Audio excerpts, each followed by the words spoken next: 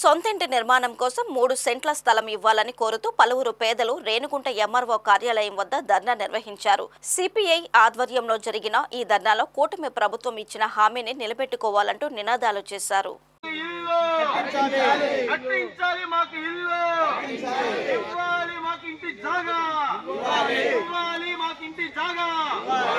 ఈ సందర్భంగా సిపిఎం తిరుపతి జిల్లా కార్యవర్గ సభ్యులు కేతారి రాధాకృష్ణ మాట్లాడుతూ పేదలకు అండగా ఉంటారన్న సీఎం చంద్రబాబు పేదల ఇళ్ల నిర్మాణం కోసం ప్రతి కుటుంబానికి 3 సెంట్లు చొప్పున భూమి ఇవ్వాలని డిమాండ్ చేశారు. ఇచ్చిన మాట ప్రకారం నిజమైన పేదలకు లబ్ధి చేకూర్చాలని విజ్ఞప్తి చేశారు. అనంతరం రేణిగుంట తహసీల్దార్ కు ఇంటి స్థలాలు కోరుతూ అర్జీని అందజేశారు. ఈ కార్యక్రమంలో ఏఐటియుసి శ్రీకాళహస్తి నియోజకవర్గ కార్యదర్శి వైఎస్ మణి, సిపిఐ పార్టీ నాయకులు, కార్యకర్తలు పాల్గొన్నారు.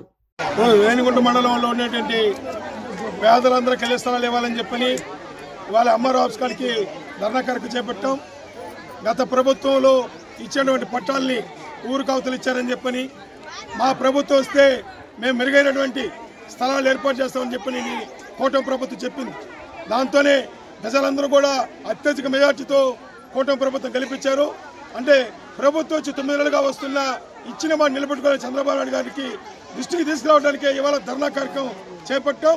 ఎవరైతే రూరల్ మండలం ఉండడానికి 3 సెంట్లు, అర్బన్ మండలం ఉండడానికి 2 సెంట్లు స్థలాలు ఏర్పాటు చేసి వాళ్ళు కట్టుకోవడానికి 5 లక్షల రూపాయల రుణం ఏర్పాటు చేయాలని చెప్పని మనం రాష్ట్ర వ్యాప్తంగా కూడా ఈరోజు భారత కమ్యూనిస్ట్ పార్టీ సిపిఐ ఆధ్వర్యంలో ధర్నా కార్యక్రమం చేపడతాం. అందులో భాగంగానే ఈ రేణుగుంట మండలం ఉన్నటువంటి పేదలు వేలాది మంది నిరుపేదలు ఇల్లు లేకుండా ఉన్నారు.